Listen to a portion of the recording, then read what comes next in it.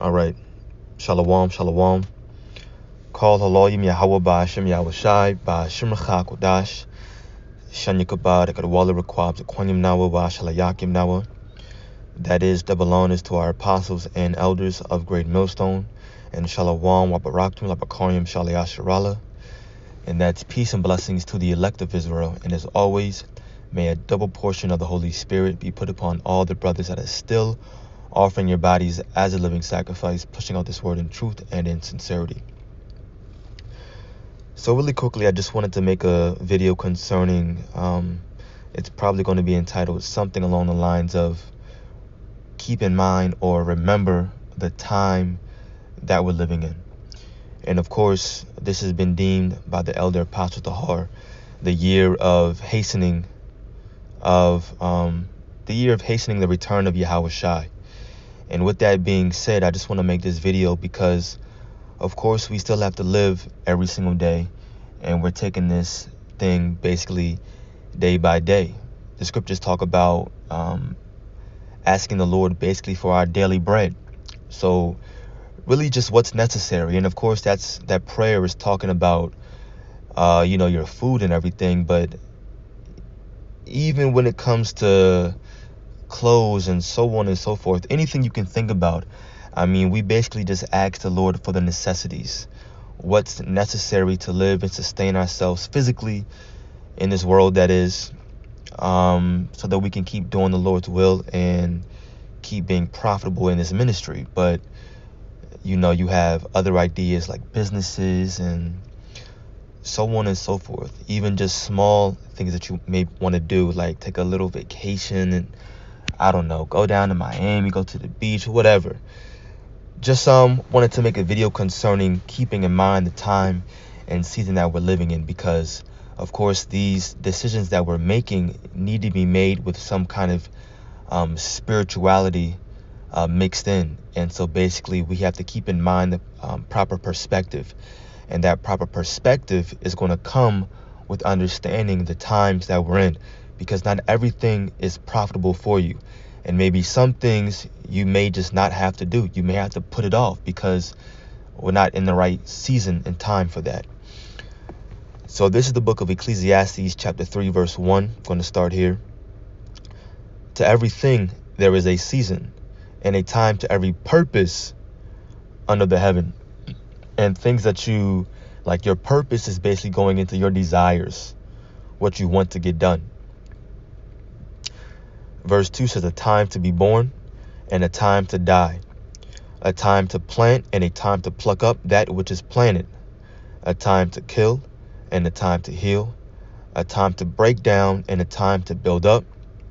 And I'll keep reading down to maybe at least verse 6. Verse 4 says, a time to weep and a time to laugh, a time to mourn and a time to dance, a time to cast away stones and a time to gather stones together, a time to embrace and a time to refrain from embracing, a time to get and a time to lose, a time to keep and a time to cast away. And of course, you can keep going and keep reading all the way through. And of course, the entire chapter is really good.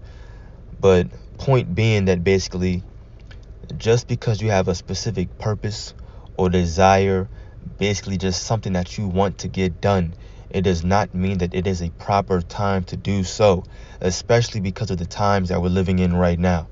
I mean, let's just think about something small, like a small example right now. They're talking about over here in the DMV where I live, they're talking about basically staying out of DC between the 16th and the 21st. What's today's date?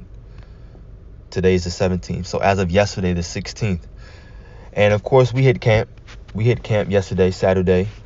So we praise the Lord for that, for allowing us to go out there and do so safely, of course. And it was an edifying and beautiful day. But they're saying this week to stay out of DC, leading up to, of course, the inauguration and then even after. So, of course, we'll see what happens, but it may or may not be the wisest choice to go to DC just to get food. Or if you're with your woman and your child, then, it's around 8 o'clock, 7, who knows. you may just want to stay away from DC and grab food somewhere else. And once again, I'm bringing up very, very light examples. I have ideas for businesses, certain things like that. Certain things I've already got started on, and they're working out for me. Other things, and that's a part of the reason why I'm making the video, I may just have to chill out on. I mean, we may just not be in that time to do so. We have to keep all these things in mind and always understand what's important. And that's why the scriptures say in the book of, let me see if I can find that, either 1st or 2nd Corinthians, the 7th chapter. Definitely isn't 2nd. 1st Corinthians chapter 7.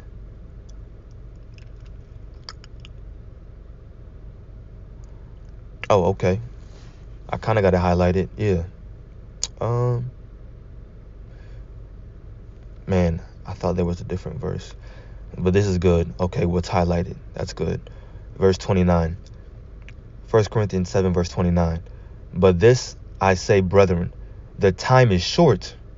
It remaineth that both they that have wives be as though they had none, and they that weep as though they wept not, and they that rejoice as though they rejoice not, and they that buy as though they possess not. Why? Because sometimes, well, this time specifically, you have to keep your eyes single, and you have to remember what's most important. You have to prioritize. You have to prioritize and maintain the proper perspective. Is what I want to do, this current desire right now, this purpose that I have, is it the most beneficial for me right now? Should I be making this certain decision? And that's why you have to pray for discernment. You have to pray for these spiritual gifts. They're given to you. You just don't gain discernment out of nowhere. If you pray for wisdom and wisdom teaches you discernment, that means that wisdom is going to try you and put you in a specific situation where you have to make that decision. So then later on, if Lord's will, you did make that proper decision, you can look back and reflect and say, you know what? I had discernment when I did make that decision, and look where it got me. Or maybe you did not make the proper decision, and you can still reflect on it if you're a spiritual person and say, if I had discernment, then X, Y, and Z would not have happened to me. But we're coming into the time of Jacob's trouble, and you don't want to make a decision that could be detrimental to your life. And I'm naming light things right now, but that's really just because I can only imagine, once again, detrimental decisions that one could possibly make to put their life in jeopardy, or really, put their calling in jeopardy. The scriptures say many have been called, but few were chosen. We want to make sure we're part of that chosen number. This is verse 31. And they that use this world, as not abusing it, for the fashion of this world passeth away. And that's the point right there. That's the point. Let me see. I thought there was one other verse that I wanted that had a specific word in it. Let me see. Salaki, give me 1 second. I don't think I'm going to find it, but it is what it is if I don't. I do have another precept in mind.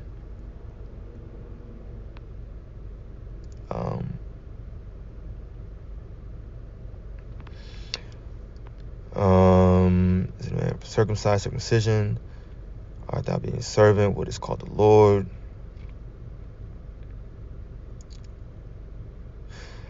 It's okay.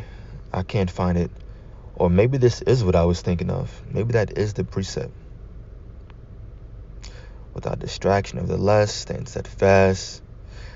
Okay, that's all right. Point was made in that verse. Redeeming. This is another precept, Lord's will, that I want to get. Yup. Ephesians chapter 5, verse 16. Maybe we'll start at verse 14. And it says, wherefore he saith, Awake thou that sleepest, and arise from the dead, and Yahushua shall give thee light. Seek then that ye walk circumspectly, not as fools, but as wise, because a fool is not going to be discerning the times, and that's what we need to be doing. You see, a fool is going to be out here doing what? As in the days of Noah, what were they doing? They were marrying and giving in marriage and drinking. They were basically doing any and everything that their heart desired, not understanding that there is a specific time and season for everything, and that they need to maintain a proper perspective because of the times and make proper decisions. So they were fools. But it says that we need to walk, Salakia, circumspectly, not as fools, but wise. And a wise person is going to be doing what? Verse 16, redeeming the time because the days are evil. When you redeem the time, that basically represents you trying to make up for what was lost. You're doing all that you can, to put it in layman's term, in these times to build up your spirit so that you can ensure that when the evil times do come, you've done everything that you can. You've made all the proper decisions that's going to lead to you being protected and delivered in these days. Wherefore, be ye not unwise, but understanding what the will of the Lord is. Real quick, let's look up that word circumspectly.